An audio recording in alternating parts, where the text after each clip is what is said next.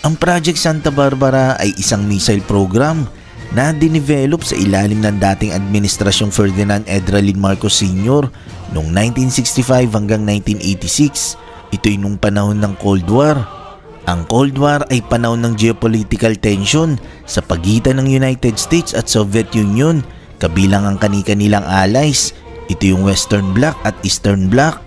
Nagsimulang geopolitical tension na ito matapos ang World War II. Kumbaga kaya ginamit yung term ng Cold War, ito'y dahil walang direktang digmaang naganap sa pagitan ng dalawang superpowers na ito. Pero sa panahong ito, parehas naman silang sumusuporta sa mga nagaganap na regional conflicts na tinawag na proxy wars. Halimbawa na lang ng proxy war ay yung naganap na Korean Wars, Vietnam Wars at marami pang ibang armed conflicts.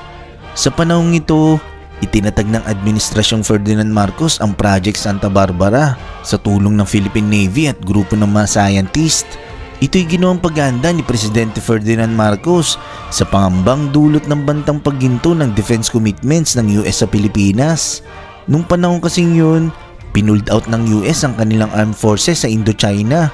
Kaya inisip ng gobyerno na posibleng ganun din ang gawin ng US sa ating bansa, na posibleng i-pulled out din ng US ang kanilang kasundaluhan sa Clark at Subic bases sa Pilipinas. Kaya kung magkaganon man, handa ang gobyerno at militar natin, nakakayanin nating depensahan ang sarili nating bansa. Sa ilalim ng programang ito, iba't ibang klase ng missiles ang na-develop, tulad ng ground-to-air missile, air-to-air at air-to-ground missile, na ang pangunahing layunin ay mag-intercept ng mga paparating na missiles, mapalupa man yan, pangimpapawid o pangkaragatan man yan, na siyang dedepensa o magsisilbing territorial defense ng ating bansa. Katunayan, plano pa ng gobyerno sa programang ito that time na makapag-export tayo ng mga na-develop na missiles sa mga kaibigan nating bansa. Yan yung second plan pag naging matagumpay ang pag-develop sa mga missiles na ito. Sa Project Santa Barbara, kabilang dito ang pag-develop ng ballistic missile, multiple rocket launcher, anti-air missile, anti-ship missile, at anti-typhoon rockets. Pero ang nireveal lang sa publiko nung panahon yun ay isang guided rocket system, anti-typhoon rockets, at isang multiple rocket launcher system lamang. Isa sa na-develop na missiles ay tinawag na Bongbong Rocket. Pinangalan nito ni Presidente Marcos Sr. sa kanyang anak na si Ferdinand Bongbong Marcos Jr. Ang unang nabuo ay tinawag na Bongbong 1. May kakayahan nitong lumipad hanggang 12 kilometers. Binuo ito at dinisenyo ng mga Pilipino sa Science and Aerospace Engineering sa tulong ng mga German engineers at scientists. Ang mga rocket na ito ay tines sa pagitan ng taong 1972 at 1980s. During that time, ang China ay tinetest pa lang nila yung missiles nilang DF-3, DF-4 at DF-5. Ang DF o Dongfeng missiles ay series ng mga missiles ng China. Ang DF-1 at DF-2 na unang series ng missiles ng China ay produce noong 1960s. Ang DF-1, ito yung mga unang short-range ballistic missiles ng China, habang ang DF-2 naman, ito yung mga unang medium-range ballistic missiles nila. Yung DF-3 at DF-4 nila, yun na yung kasabayan ng pag-develop na sariling missiles natin sa Pilipinas. Imagine, nasa DF-41 na ang bagong develop na missiles ng China ngayon. Anyway, balik tayo sa Bongbong Rocket. Mula noong December 1972, 37 ang matagumpay na isinagawang dynamic test gamit ang Bukang Liwayway Multiple Rocket Launcher. Ang Bukang Liwayway ay isang unguided 180mm surface-to-surface rocket system. Karamihan rito ay sa Cabalo Island sinagawa ang test, habang ang 4 na rocket naman ay isinagawa sa Fort Magsaysay noong September 1975. Bukod sa Bukang Liwayway Multiple Rocket Launcher, na-develop din ang tinawag na Sumpak Multiple Rocket Launcher. Ang MK-40 Sumpak ay isang trailer na may nakabit na modular multiple rocket launcher system na dinevelop noong 1981. Modified ito bilang truck-mounted version na mas pinahusay ang mobility at stability nito. Ang layunin ng sandatang ito ay para maging point defense sa short-to-ship emplacement. Katunayan, ang unang pangalan nito noon ay Mobile Assault Rocket Combat Operational System, na abbreviation ng Marcos. Kalaunan ay pinalitan ng pangalan nito sa Sumpak. Ang anti-typhoon missiles naman ay na-develop din sa ilalim ng Project Santa Barbara. limitado lang impormasyon sa racket na ito. Mula nung panahong ang proyektong ito ay itinuturing pa na state secret. Ayon sa inilabas na pahayagan na ang Bayani Tribune noong 1973, ang tawag sa programang ito ng Administrasyong Marcos ay rain stimulation o weather modernization program sa pamumuno ni Colonel Ramon Macabuay na Chief of Air Staff at Director ng Philippine Air Force Rainmaking Project. Ayon kay Colonel Ramon Macabuay, firing the cloud seeding rockets from a distance will protect the pilot and the aircraft from the hazards and turbulence of storm clouds. In short, eliminate the need of flying the plane right into the teeth of the brewing typhoon. Ayon pa sa kanya, na ang anti-typhoon missiles na ito ay kaparehas sa surface-to-air missiles na ginagamit sa digmaan. Pero imbes na explosive warhead ang nakabit dito, ang nakalagay rito ay wooden rockhead na naglalaman ng half a pound ng silver iodide crystals. So balik tayo sa bongbong rockets. Ang NASA o National Aeronautics and Space Administration ng United States ay dinescribe ang bongbong rockets bilang kauna-unang liquid propellant rocket ng Pilipinas at recorded dito sa Astronautics and Aeronautics 1972. Dito binanggit ang short description ng bongbong rocket. Sabi rito, March 12, Philippines successfully launched Bongbong 2, its first liquid propellant rocket. Rocket was successfully retrieved from South China Sea. 3 taon nang nakalipas, September 8, 1975, isang news article naman patungkol sa bongbong rocket ang ipinablish ng American newspaper. Sabi rito, Manila, the Philippines. President Ferdinand E. Marcos witnessed the firing Sunday of 4 bongbong rockets produced as part of the Philippines experiment in making its own ballistic missiles. The government news agency said the missiles were fired 6 to 7.5 miles into the sea from launches mounted on a military vehicle somewhere along the northern coast of main Luzon Island. It described the firing as successful. The defense of the Philippines cannot be left to alliance with other countries.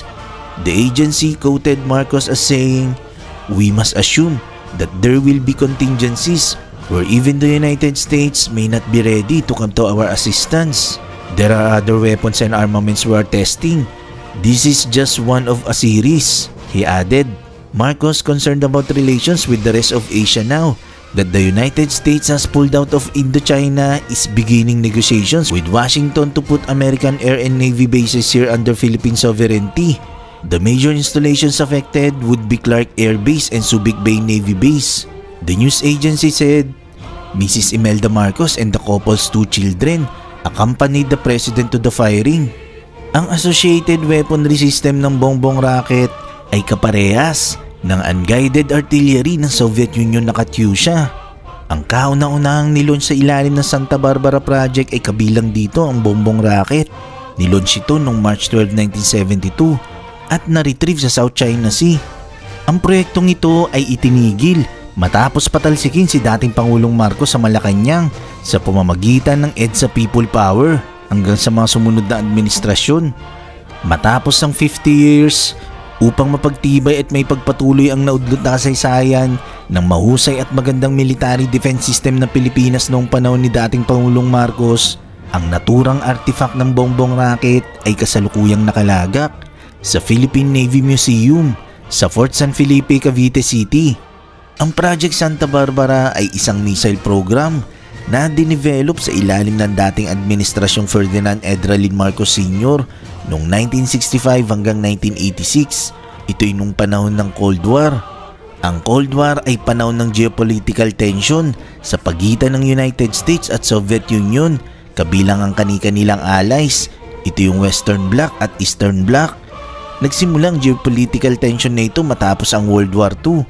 Kumbaga kaya ginamit yung term ng Cold War, ito'y dahil walang direktang digmaang naganap sa pagitan ng dalawang superpowers na ito.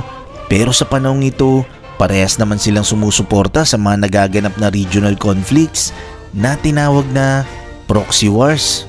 Halimbawa na lang ng proxy war ay yung naganap na Korean Wars, Vietnam Wars at marami pang ibang armed conflicts. Sa panahong ito, itinatag ng Administrasyong Ferdinand Marcos ang Project Santa Barbara sa tulong ng Philippine Navy at grupo ng mga scientist. Ito'y ginawang paghahanda ni Presidente Ferdinand Marcos sa pangambang dulot ng bantang pagginto ng defense commitments ng US sa Pilipinas. Nung panahon kasing yun, pinold out ng US ang kanilang armed forces sa Indochina. Kaya inisip ng gobyerno na posibleng ganun din ang gawin ng US sa ating bansa, na posibleng i-pulled out din ng US ang kanilang kasundaluhan sa Clark at Subic bases sa Pilipinas. Kaya kung magkaganon man, handa ang gobyerno at militar natin, nakakayanin nating depensahan ang sarili nating bansa. Sa ilalim ng programang ito, iba't ibang klase ng missiles ang na-develop tulad ng ground-to-air missile, air-to-air at air-to-ground missile na ang pangunahing layunin ay mag-intercept ng mga paparating na missiles, mapalupa man yan, pangimpapawid o pangkaragatan man yan, na siyang dedepensa o magsisilbing territorial defense ng ating bansa. Katunayan, plano pa ng gobyerno sa programang ito that time na makapag-export tayo ng mga na-develop na missile sa mga kaibigan nating bansa. Yan yung second plan pag naging matagumpay ang pag-develop sa mga missiles na ito.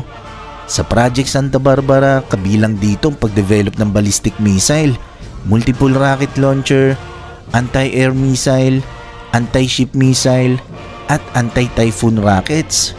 Pero ang nireveal lang sa publiko nung panahon yun ay isang guided rocket system, anti-typhoon rockets at isang multiple rocket launcher system lamang. Isa sa na-develop na missiles ay tinawag na Bongbong Rocket. Pinangalan nito ni Presidente Marcos Sr. sa kanyang anak na si Ferdinand Bongbong Marcos Jr. Ang unang nabuo ay tinawag na Bongbong 1. May kakayahan nitong lumipad hanggang 12 kilometers. Binuo ito at dinisenyo ng mga Pilipino sa Science and Aerospace Engineering sa tulong ng mga German engineers at scientists. Ang mga rocket na ito ay tinest sa pagitan ng taong 1972 at 1980s. During that time, ang China ay tinetest pa lang nila yung missiles nilang DF-3, DF-4 at DF-5. Ang DF o Dongfeng missiles ay series ng mga missiles ng China. Ang DF-1 at DF-2 na unang series ng missiles ng China ay produce noong 1960s. Ang DF-1, ito yung mga unang short-range ballistic missiles ng China. Habang ang DF-2 naman, ito yung mga unang medium-range ballistic missiles nila. Yung DF-3 at DF-4 nila, yun na yung kasabayan ng pag-develop na sarili missiles natin sa Pilipinas. Imagine, nasa DF-41 na ang bagong develop na missiles ng China ngayon. Anyway, balik tayo sa Bongbong Rocket. Mula noong December 1972, 37 ang matagumpay na isinagawang dynamic test gamit ang Bukang Liwayway Multiple Rocket Launcher. Ang Bukang Liwayway ay isang unguided 180mm surface-to-surface rocket system. Karamihan rito ay sa Caballo Island sinagawa ang test, habang ang 4 na rocket naman ay isinagawa sa Fort Magsaysay noong September 1975. Bukod sa Bukang Liwayway Multiple Rocket Launcher, na-develop din ang tinawag na Sumpak Multiple Rocket Launcher. Ang MK-40 Sumpak ay isang trailer na may nakabit na modular multiple rocket launcher system na dinevelop noong 1981. Modified ito bilang truck-mounted version na mas pinahusay ang mobility at stability nito. Ang layunin ng sandatang ito ay para maging point defense sa short-to-ship emplacement. Katunayan, ang unang pangalan nito noon ay Mobile Assault Rocket Combat Operational System na abbreviation ng Marcos. Kalaunan ay pinalitan ng pangalan nito sa Sumpak. Ang anti-typhoon missiles naman ay na-develop din sa ilalim ng Project Santa Barbara. Limitado lang impormasyon sa rocket na ito. Mula nung panahong ang proyektong ito ay itinuturing pa na state secret. Ayon sa inilabas na pahayagan na ang Bayani Tribune noong 1973, ang tawag sa programang ito ng Administrasyong Marcos ay Rain Stimulation o Weather Modernization Program sa pamumuno ni Colonel Ramon Macabuay na Chief of Air Staff at Director ng Philippine Air Force Rainmaking Project. Ayon kay Colonel Ramon Macabuay, firing the cloud seeding rockets from a distance will protect the pilot and the aircraft from the hazards and turbulence of storm clouds. In short, eliminate the need of flying the plane right into the teeth of the brewing typhoon. Ayon pa sa kanya, na ang anti-typhoon missiles na ito ay kaparehas sa surface-to-air missiles na ginagamit sa digmaan. Pero imbes na explosive warhead ang nakabit dito, ang nakalagay rito ay wooden rockhead na naglalaman ng half a pound ng silver iodide crystals. So balik tayo sa bongbong rockets. Ang NASA o National Aeronautics and Space Administration ng United States ay dinescribe ang bongbong rockets bilang kauna-unang liquid propellant rocket ng Pilipinas at recorded ito sa Astronautics and Aeronautics 1972. Dito binanggit ang short description ng bongbong rocket. Sabi rito, March 12, Philippines successfully launched Bongbong 2, its first liquid propellant rocket. Rocket was successfully retrieved from South China Sea. 3 taon nang nakalipas, September 8, 1975, isang news article naman patungkol sa bongbong rocket ang ipinablish ng American newspaper. Sabi rito, Manila, the Philippines. President Ferdinand A. Marcos witnessed the firing Sunday of 4 bongbong rockets produced as part of the Philippines experiment in making its own ballistic missiles. The government news agency said the missiles were fired 6 to 7.5 miles into the sea from launches mounted on a military vehicle somewhere along the northern coast of main Luzon Island. It described the firing as successful. The defense of the Philippines cannot be left to alliance with other countries. The agency quoted Marcos as saying, "We must assume that there will be contingencies where even the United States may not be ready to come to our assistance. There are other weapons and armaments we are testing. This is just one of a series," he added. Marcos concerned about relations with the rest of Asia now that the United States has pulled out of Indochina is beginning negotiations with Washington to put American air and navy bases here under Philippine sovereignty. The major installations affected would be Clark Air Base and Subic Bay Navy Base. The news agency said, Mrs. Imelda Marcos and the couple's 2 children accompanied the president to the firing. Ang associated weaponry system ng bongbong rocket ay kaparehas ng unguided artillery ng Soviet Union na Katyusha. Ang kauna-unahang nilaunch sa ilalim ng Santa Barbara Project ay kabilang dito ang bongbong rocket. Nilaunch ito noong March 12, 1972 at na-retrieve sa South China Sea. Ang proyektong ito ay itinigil matapos patalsikin si dating Pangulong Marcos sa Malacanang sa pamamagitan ng EDSA People Power hanggang sa mga sumunod na administrasyon. Matapos ang 50 years, upang mapagtibay at may pagpatuloy ang naudlot na kasaysayan ng mahusay at magandang military defense system ng Pilipinas noong panahon ni dating Pangulong Marcos, ang naturang artifact ng bongbong rocket ay kasalukuyang nakalagak sa Philippine Navy Museum sa Fort San Felipe, Cavite City.